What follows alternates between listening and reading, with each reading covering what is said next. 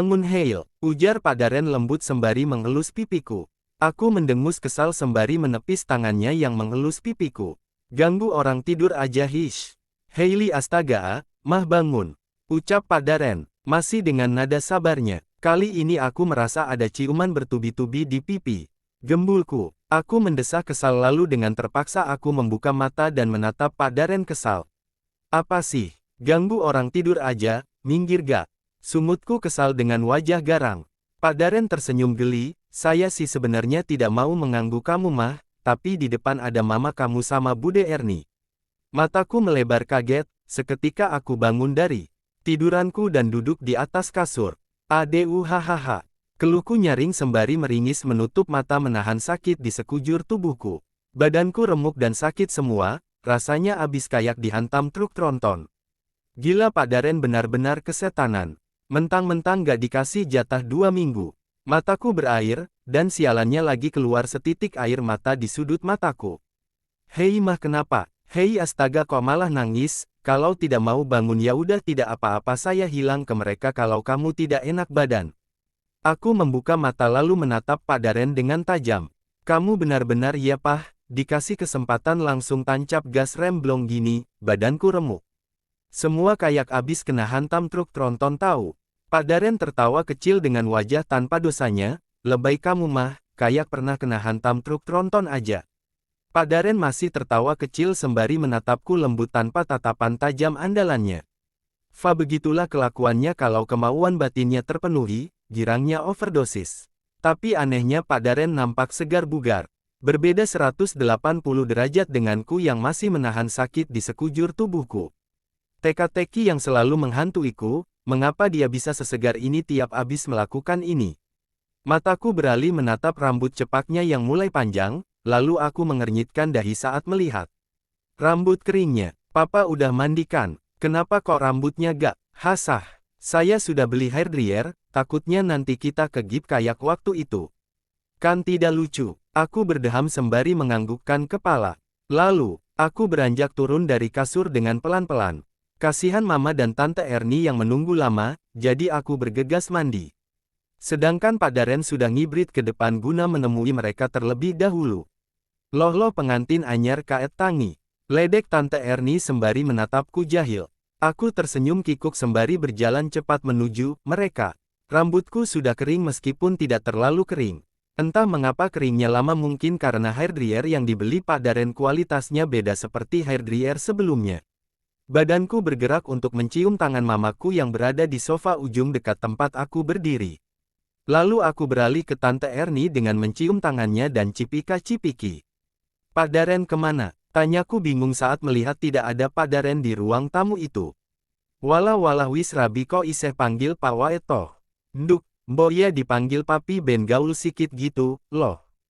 Celetuk Tante Erni. Aku tersenyum geli sembari menggaruk tengkukku yang merinding. Apa, Pupi katanya, disuruh panggil papa aja udah merinding sekujur tubuh ini malah disuruh panggil papil. Mah, Kimi sudah saya mandikan katanya mau. Kamu gendong kesininya, tidak mau sama saya. Tuh nangis tantrum, ujar Pak Daren sembari berjalan mendekatiku. Aku segera berlari cepat menuju kamar Kimi. Terdengar suara tangis meronta-ronta khas Kimi kalau lagi tantrum. Aku menghela nafas berat saat melihatnya menangis di atas kasur dengan tubuh tengkurap. Aduh sayang kenapa sini-sini sama mama ya. Aku segera menggendongnya lalu mengusap air mata yang masih mengalir di pipi putih gembulnya. Kimi sudah berhenti menangis namun sesenggukannya masih belum berhenti. Alu usap ingusnya dengan daster baliku. Khas emak-emak sekali. Ya yorohubun kalau anak pilek usapnya pakai daster. Entah mengapa sejak menjadi ibu aku berlaku seperti emak-emak pada umumnya gini. Padahal aku dulu selalu mendumel kesal melihat mama mengusap ingus adekku dengan bajunya.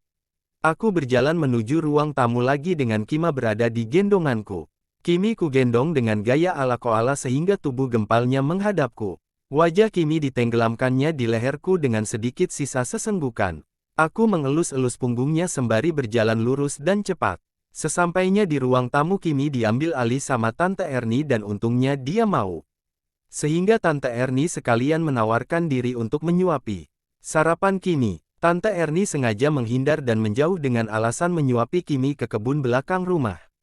Sehingga, sekarang di ruang tamu ini ada aku, Mama, dan Pak Daren. Mama gak apa-apa, apa ada yang sakit? Tanyaku sembari duduk di sebelahnya. Mama menggeleng lemah dengan wajah kusut dan mata sembabnya. Gimana masalah foto itu?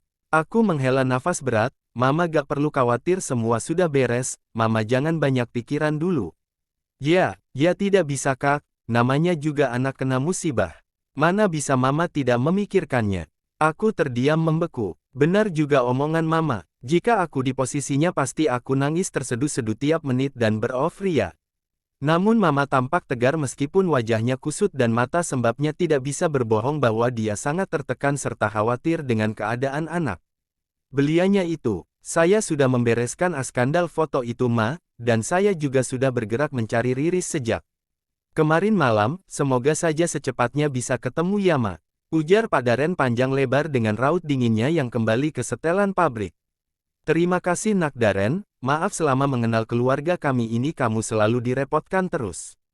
Tidak Ma, kita adalah keluarga jadi tidak ada kata merepotkan atau direpotkan, kita harus saling bahu-membahu untuk saling membantu. Mama adalah orang tua saya sekarang, jadi sudah kewajiban saya untuk membantu sebisa saya sebagai seorang anak yang berbakti. Mama tersenyum, tidak salah saya menerima kamu sebagai menantu saya. Maaf dan terima kasih banyak, ya Nak Daren. Pak Daren mengangguk sembari tersenyum tulus khas senyum anak kepada orang tuanya. Ya udah Mama mau kerja dulu, sudah jam 6 lebih nanti Mama telat. Lanjut Mama sembari berdiri dari duduknya. Ma libur dulu kenapa, Mama kemarin abis pingsan. Kan, ucapku sembari memegang pergelangan tangannya dengan raut khawatir. Mama sudah banyak cuti pas abis dari rumah sakit kemarin Kak. Sudahlah Mama tidak apa-apa. Ah iya Mama sampai lupa, kamu gimana masih mual? Aku menggeleng cepat, aku baik-baik saja Ma, gak usah mikirin aku. Suamiku menjagaku dengan baik, sangat baik malah. Mama tersenyum lega, syukurlah, sudah ya Mama pamit dulu. Mama panggil Ernie dulu. Mama pun bergegas ke laebun belakang meninggalkanku dan Pak Daren di ruang tamu. Berdua, aku menatap Pak Daren yang sedang menatapku balik dengan dingin. Terima kasih, ucapku pelan dan dingin. Pak Daren mengernyitkan dahinya bingung, terima kasih untuk semuanya, sahutku sembari tersenyum lebar, mataku sedikit basah sehingga agak kabur saat melihat wajah dinginnya. Karena gengsi terlihat cengeng maka dengan cepat aku berdiri dan menghambur memeluk badan kekarnya. Kutenggelamkan wajahku di ceruk lehernya sembari tanganku mengusap air mata sialan yang keluar ini. Pak Daren mencekal pinggangku untuk mengurai pelukan eratku. Aku mendongak menatap mata dinginnya saat dekapan erat itu terurai. Ini kenapa daster kamu basah bergelombang gini? Tanya Pak Daren heran sembari menatap daster kreamku yang sedikit basah bekas mengusap ingus Kimi tadi. Tadi buat ngusap ingus Kimi.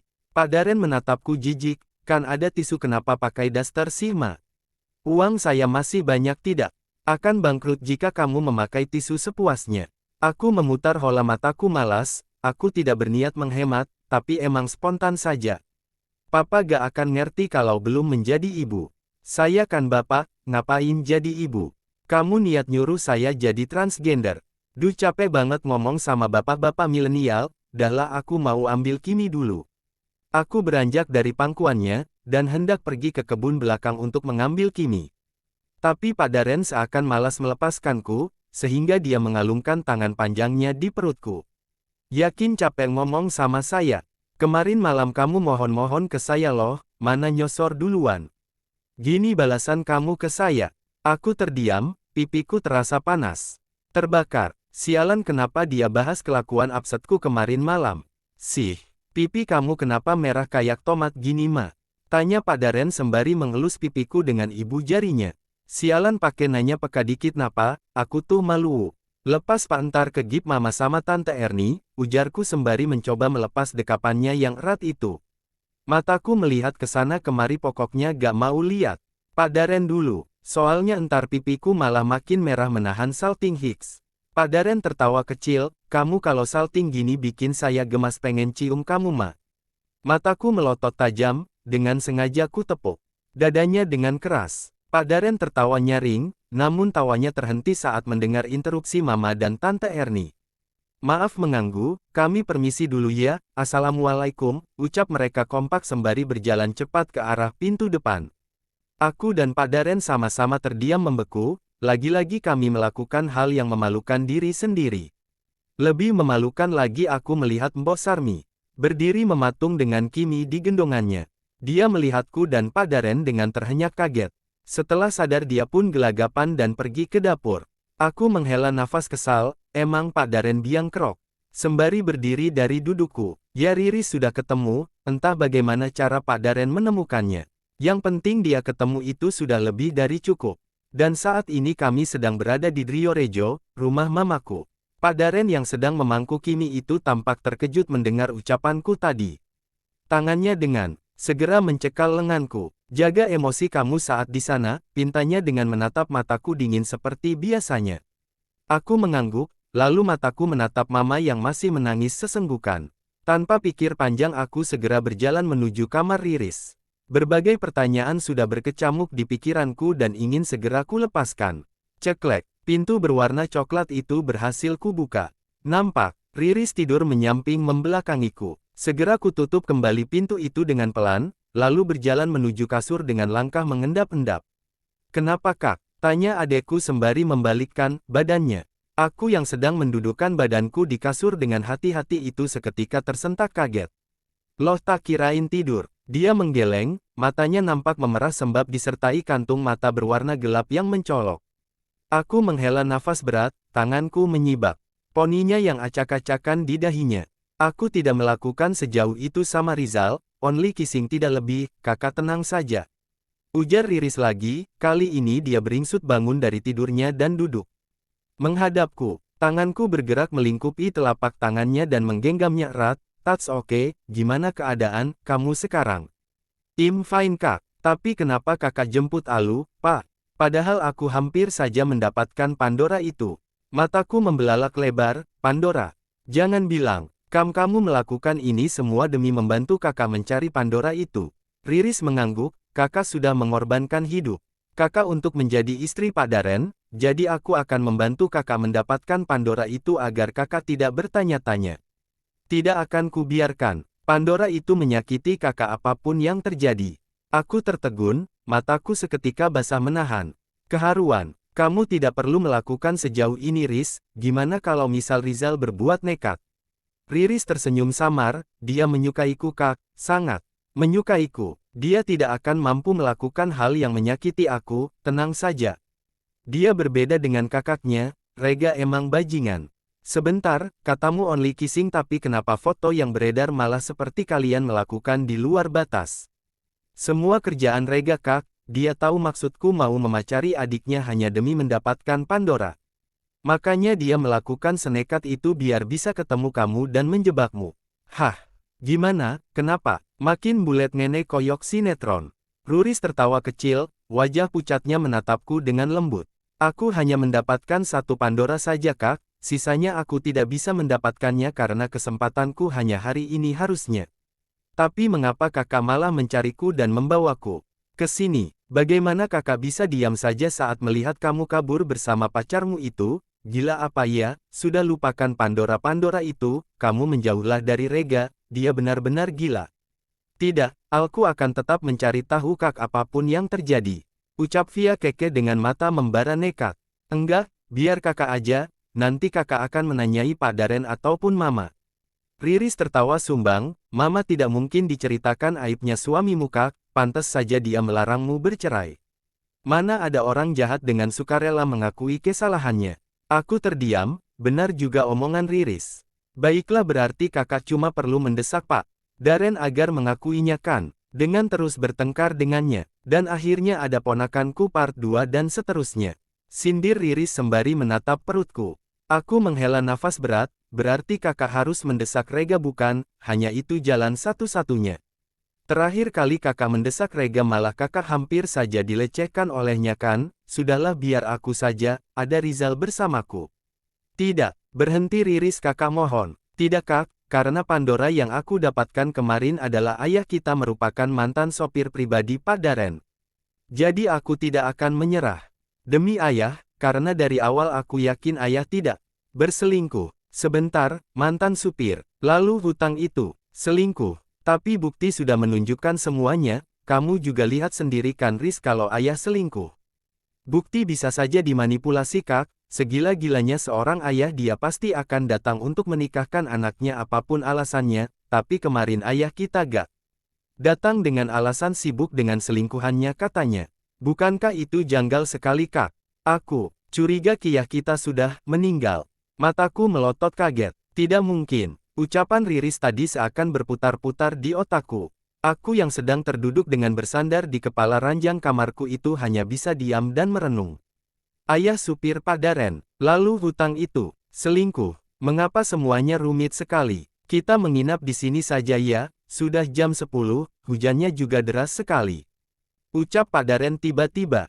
Saat memasuki kamarku, ditutupnya kembali pintu kamarku itu dengan pelan dan hati-hati mengingat Kimi sudah tertidur pulas di tengah ranjangku. Aku hanya terdiam sembari menatap Padaren yang sudah berganti memakai kaos putih dan celana pendek hitam. Lalu dia berjalan ke arahku dengan wajah dingin dan datar seperti biasanya. Matanya menatapku dingin. Apakah ada yang mengganggu pikiran kamu mah? Tanyanya. Aku masih terdiam dengan menatapnya tajam, ingin rasanya aku mencabik-cabik wajah tampannya yang dingin agar segera mengaku mengenai Pandora-Pandora itu. Padaren menghela nafas berat, dia pun memposisikan diri untuk berbaring di ranjangku. Dia berbaring di sebelah Kimi, karena Kimi berada di tengah-tengah kami berdua. Perlu berapa korban lagi agar kamu segera membuka Pandora itu Padaren? Ujarku dingin sembari menatapnya tajam. Padaren tersentak saat mendengar ucapanku. Terutama panggilan Padaren yang kusebutkan, dengan penekanan tajam. Bukan salah saya, kamu dan adik kamu saja yang terlalu ingin tahu. Jawabnya tanpa merasa bersalah. Aku tertawa sumbang, jadi kamu tahu adikku melakukan semuanya demi mendapatkan Pandora itu, astaga jahat sekali kamu Padaren. Menyembunyikannya dariku. Saya lelah dan tidak ingin berdebat malam ini. Lebih baik kita segera tidur. Gumamnya dingin sembari menatapku sedingin bongkahan es kutub utara. Katakan di mana tempat pemakaman ayahku. Ucapku sembari menatapnya tajam. Padaren melebarkan mata sipitnya. Apa yang kamu maksud? Berhenti melantur seperti ini. Baiklah aku akan bertanya pada Rega. Sahutku sembari mengambil ponselku di nakas. Ponsel Android keluaran terbaru itu baru saja dibelikan Padaren kemarin malam, mengingat bahwa ponselku yang lama sudah dihancur leburkan sama Rega. Tanganku dengan cepat mencari nama Rega di daftar kontakku, tapi nihil tidak ada namanya. Kontakku yang dulunya banyak menyimpan nomor teman-temanku baik laki-laki atau perempuan, kini hanya tersisa nomor perempuan saja. Padaren menghapusnya. Kamu menghapus nomor-nomor temanku. Padaren menatapku tajam. Ya, buat apa kamu masih menyimpan nomor lelaki lain jika sudah menikah? Sinting, makiku kasar sembari menatapnya muak. Jaga mulutmu Prisil hardiknya keras seakan tidak peduli jika Kimi akan terbangun. Aku melirik Kimi, untungnya dia masih anteng tertidur. Katakan semua Pandora itu, atau ceraikan aku saja. Aku sudah muak. Padaren mengulum bibir bawahnya dan menggigitnya keras guna menahan emosinya. Matanya membara marah dengan nafas memburu. Sudah saya bilang tidak ada penceraian, ucapnya dengan penekanan. Maka katakan Pandoramu itu Daren. Teriakku lantang dengan menatapnya berani. Padaren tersenyum tipis, tidak akan Prisil. Apa ini ada hubungannya dengan ayahku yang pernah menjadi supirmu? Padaren melotot, mata sipitinya itu melebar kaget. Bibirnya terkatup rapat dengan rahang mengeras ketat. Mau jangan-jangan kamu yang membunuh ayahku? Dongeng dari mana lagi itu Prisil? Jika tidak maka ceritakan aslinya bagaimana? Tidak, baiklah jika itu maumu, maka aku akan melakukan mauku juga. Jawabku ketus sembari mencari nomor temanku dan segera meneleponnya. Kamu menelepon siapa Prisil? Teman pengacaraku. Jawabku singkat dengan tetap menunggu jawaban dari teleponku. Kita akan bercerai, aku yang akan menggugat kamu Pak. Lanjutku dingin. Padaren bangun dari duduknya di ranjang lalu berjalan cepat ke arahku dengan nafas memburu. Tangan panjangnya itu merebut ponselku dan segera membantingnya di lantai dengan keras. Mataku melebar kaget, gila kamu Pak. Makiku kesal dengan menatapnya tajam saat melihat ponsel itu. Terbaring tak berdaya di lantaiku. Padaren menarik lenganku kasar sehingga aku bangun dari dudukku di ranjang. Lepas Pak, atau aku akan teriak. Dia tertawa mengejek. Teriak saja sampai pita. Suaramu putus, Mama dan adikmu tidak akan mendengarkannya, karena saya akan membungkam bibir kurang ajarmu ini dengan bibir saya. Psikopat gila, teriakku dengan menatapnya jijik dan benci. Ya, dan psikopat ini adalah suamimu, dan orang yang kamu cintai bukan. Kenapa Prisil kenapa, di saat saya sudah ingin berubah menjadi lebih baik sebagai suamimu, kamu malah berulah seperti ini, saya lelah. Lanjutnya lagi dengan nada tertahan, matanya yang membara tadi sekarang berubah menjadi pilu. Aku pun juga sangat lelah selalu bertengkar hal ini denganmu Pak. Ceritakan semua, biar tidak ada yang mengganjal di pernikahan kita. Aku akan di sini dan tetap di sini apapun rahasia itu. Bujukku dengan nada lebih